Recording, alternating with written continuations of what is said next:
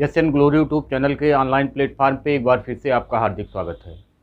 BEd first year बाल विकास के अंतर्गत जो स्टैटिक्स का पार्ट चल रहा था, उसमें इसके पहले के क्लास में हमने आपको समझाया था कि सामान्य संभाव्यता वक्र कहते किसे हैं, या सामान्य संभाव्यता वक्र नॉर्मल प्रोबेबिलिटी कर्व होता क्या है। आज हम चर्चा करेंगे कि नॉर्मल प्रोबेबिलिटी कर्व की विशेषताओं के बारे में। तो सबसे पहले एक बार हम फिर से चर्चा करते हैं कि नॉर्मल प्रोबेबिलिटी कर्व के बारे में। नॉर्मल प्रोबेबिलिटी कर्व या सामान्य संभावना वक्र, सामान्य संभाव्यता वक्र हम कहते किसे हैं। यदि इसकी बात करें तो हमने कहा था कि किसी भी जनसंख्या, किसी भी प्रतिदर्श, किसी भी न्यायादर्श, किसी भी सैंपल, तो सैंपल का मतलब होता है जो पूरी जनसंख्या में से हम निकालते हैं। जैसे अगर हमको मान लीजिए कहीं चावल, गेहूं, जो भी हमको अनाज बेचना होता है, तो ले जाकर के जब हम दिखाते हैं तो पूरी बोरी लेकर के नहीं जाते हैं, बल्कि उसमें से कुछ निकाल करके थोड़ा सा लेके जाते हैं, वही सैंपल होता है। तो जनसंख्या में से भी सैंपल निकाला जाता है और उसी सैंपल के आधार पर ही हम विभिन्न जनसंख्या के गुणों की व्याख्या करते हैं। तो यहाँ सैंपल या न्यायादर्श या प्रतिदर्श की बात वही है जो पूरा ना होकर के जनसंख्या में से जो जनसंख्या का प्रतिनिधित्व करते हैं उनको निकाल के हम उनके आधार पे ही पूरी जनसंख्या के बारे में हम कोई कथन करते हैं। तो ये तो हो गया सैंपल। तो हम कह रहे हैं कि जब किसी भी पूरी जनसंख्या से या उसके न्यायादर्श से, उसके प्रतिदर्श से, उसके सैंपल से हम किसी भी प्रकार का डाटा जब हम इकट्ठा करते हैं, चाहे वो इनकम के आधार पे हो, जैसे अगर हम अपने समाज में जाएं और इनकम के आधार पे, आय के आधार पे अगर हम उनको वर्गीकृत करें, उनको विभिन्न भागों में बांटें, तो हमको पता चलेगा कि जो मध्यम वर्ग के लोग हैं, जो मध्यम आय के लोग हैं, यहाँ पे सबसे ज्यादा मिलेंगे। तो यही सामान्य संभाव्यता वक्र कहता है कि जब हम किसी भी जनसंख्या से, उसके न्यायादर्श से, उसके प्रतिदर्श से, उसके सैंपल से कोई आंकड़ा निकाल करके लाते हैं, तो जो उसका मध्यमान होता है, जो उसका औसत होता है, जो उसका केंद्र होता है, उसके आसपास सर्वाधिक जनसंख्या पाई जाती है। और चाहे जिस विशेषता के आधार पे यदि हम ये वर्गीकृत करते हैं, तो यही हमेशा ऐसे ही आएगा।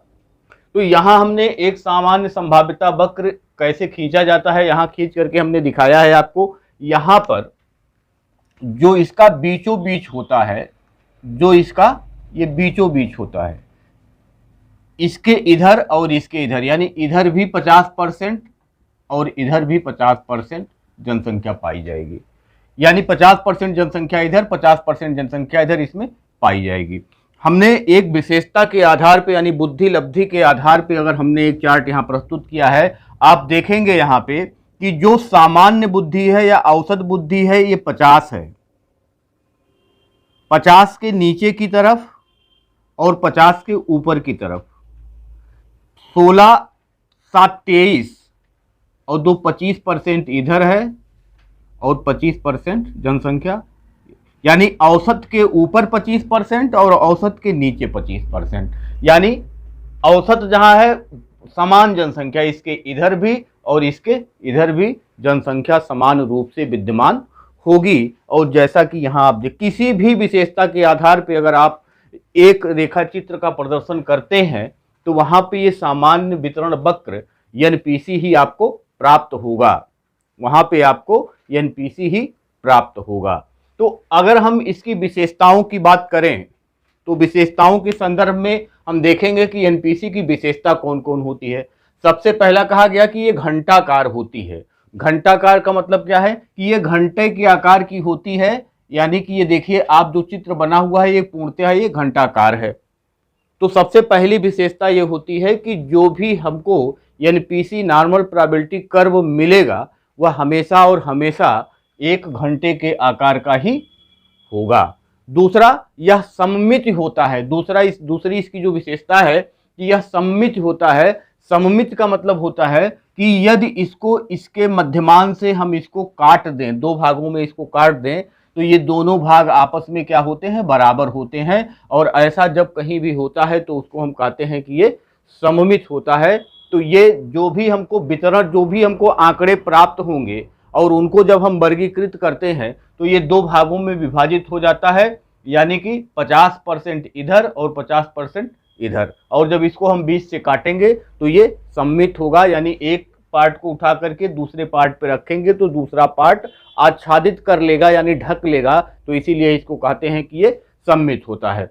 तीसरा जो विशेषता है इसका, कह रहा है कि इसका जो यम होता है, यम का मतलब मध्यमान, इसका यम जो होता है, इसका जो यमडी होता है और इसका जो यम्य होता है, यानी इसका जो मध्यमान है, इसकी जो माध्यिका है और इसका जो बहुलक है, वो तीनों एक ही बिंदु पे यानी इसी मध्य बिंदु पे कहाँ है, स्थित है। यानी जब भी हम एनपीसी को प्राप्त करेंगे तो एनपीसी में मध्यमान, माध्यिका, बहुलक तीनों एक ही बिंदु पर पाए जाएंगे, तीनों एक ही बिंदु पर पाए जाते हैं। चौथी विशेषता इसकी देखिए, चौथी विशेषता है कि यह स्पर्शोन्मुखी होता है। स्पर्शोन्मुखी का मतलब क्या हुआ कि यह कभी भी जो इसका आधार होता है इस पे ये कभी स्पर्श नहीं करता है, यानी इस पे ये कभी आके स्पर्श नहीं करेगा, ना तो इधर स्पर्श करेगा और ना तो इसको चाहे हम अनंत तक बढ़ाएं,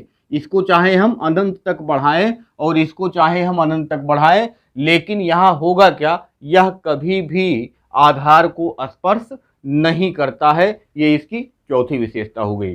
पांचवी विशेषता कह रहा है कि मध्यमान से प्राप्तांकों का वितरण समान होता है। मध्यमान बिंदु ये हो गया, प्राप्तांक का वितरण यानी इधर की तरफ और इधर की तरफ, तो यहाँ भी 50% और यहाँ भी 50%। इसका मतलब हो गया कि दोनों तरफ जो प्राप्तांकों का वितरण है, जो आंकड़ों का वितरण है, वो समान रूप से आधे आधे में विभाजित है, यानी 50% मध्यमान से इधर और 50% मध्यमान से इधर। ये इसकी अगली विशेषता थी। छठवीं विशेषता औसत ऊंचाई। इसकी जो ऊंचाई होती है वो औसत होती है, ना तो बहुत ऊंचा होता है ना तो बहुत कम ऊंचाई वाला होता है, यानी इसकी जो ऊंचाई होती है ये मध्यम ऊंचाई का होता है, औसत ऊंचाई का होता है। इसी को हम स्टैटिक्स की भाषा में कुकुदता कहते हैं, कुकुदता। और इसकी जो कुकुदता होती है वो 0.263 सिग्मा होता है। 0.2 इसकी जो कुकुदता होती है वो 0.263 होता है, 0.263 होता है इसकी कुकुदता।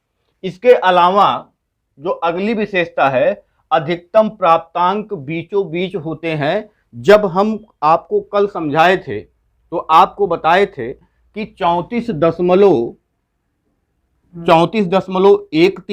और 34.13, यानी 34.13 इधर और 34.13 इधर, इस टाइप से 34.13 और 34.13, तो 34.13 यहाँ और 34.13, यानी लगभग ये दोनों मिला करके 68% तो यही कवर कर रहे हैं, 68% तो यही कवर कर रहे हैं। तो इसका मतलब हो गया कि अधिकतम जनसंख्या ये मध्यमान के आसपास ही पाई जाती है। और अगली विशेषता है कि यक्ष अक्ष के को मानक विचलन के आधार पर 6 भागों में विभाजित किया जाता है। यक्ष अक्ष का मतलब ये यक्ष अक्ष हो गया, ये जो है ये यक्ष अक्ष हो गया, और इसको जब हम विभाजित करते हैं तो 6 भागों में ये हो गया, ये हो गया, और फिर यहाँ हो गया और यहाँ हो गया। ये 0 हो जाएगा, ये प्लस -1 -2 -3, ये +1 ये +2 ये +3, इस तरीके से हम इसको विभाजित करते हैं। तो आपने एनपीसी की विशेषताओं को देखा। सबसे पहली विशेषता घंटाकार होती है, दूसरी विशेषता ये सम्मित होती है, तीसरी विशेषता इसमें मध्यमान, माध्यिका और बहुलक तीनों एक ही बिंदु पे होते हैं, चौथी विशेषता ये स्पर्शोन्मुखी होता है, पांचवी विशेषता मध्यमान से प्राप्तांकों का वितरण समान रूप से होता है, औसत ऊंचाई या कुकुदता इसका 0.263 सिग्मा होता है, अधिकतम प्राप्तांक बीचों बीच यहाँ पाया जाता है, और लास्ट में कहा कि मानक विचलन के आधार पर यक्ष अक्ष को हम कुल 6 भागों में बांटते हैं। तो हमने आपको एनपीसी के बारे में बता दिया कि किसी भी जनसंख्या से यदि हम आंकड़ों को इकट्ठा करके उनको हम रेखा चित्रों के माध्यम से अगर हम प्रदर्शित करते हैं तो हमको जो रेखा चित्र प्राप्त होता है उसी को हम एनपीसी कहते हैं। और किसी भी समूह के, किसी भी जनसंख्या के, किसी भी पॉपुलेशन के, किसी भी न्यायादर्श, किसी भी प्रतिदर्श, किसी भी सैंपल से हम अगर निकाल करके उनकी विशेषताओं को लाते हैं, उनके आंकड़ों को लाते हैं और उससे हम कोई रेखा चित्र जब खींचने का प्रयास करते हैं तो वहां पे जो रेखा चित्र बनता है उस रेखा चित्र को हम एनपीसी कहते हैं और यही सामान्य संभाव्यता वक्र कहलाता है। तो इस प्रकार से हमने समझा कि एनपीसी की विशेषताएं क्या होती हैं। आज के लिए इतना ही, धन्यवाद।